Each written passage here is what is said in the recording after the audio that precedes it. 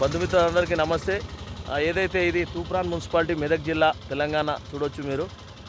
ఆహ్, వైద్యం వచ్చి రాని వాళ్ళు ఏ రకంగా చేసి సిలైన్లు ఏదైతే నీడిల్సు అవన్నీ ఏ రకంగా పడేశారు, ఇంజెక్షన్లతో సహా పడేశారు. ఇవి ఎవరికైనా దిగితే మానవాళికి చాలా ప్రమాదం. బర్రెలకు కావచ్చు, మనుషులకు కావచ్చు, రోగాలు వచ్చిన బారిన పరిస్థితి ఉంటే పడేసిన వాళ్ళకన్నా సిగ్గు శరం ఉండాలా, వాళ్ళను జైళ్ళ పాలకు పంపించాలని చెప్పేసి అందరూ అంటున్నారు.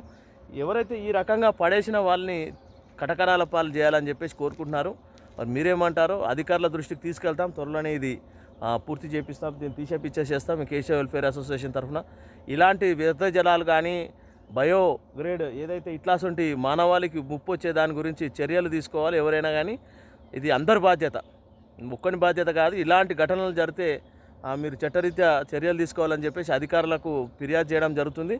కాబట్టి అందరి బాధ్యతగా మీరు ప్రవహించి ఇట్లాంటి ఏరున్నా కానీ మీరు కంప్లైంట్ చేయాలని చెప్పేసి కోరుకుంటున్నాను. జై హింద్, జై జవాన్.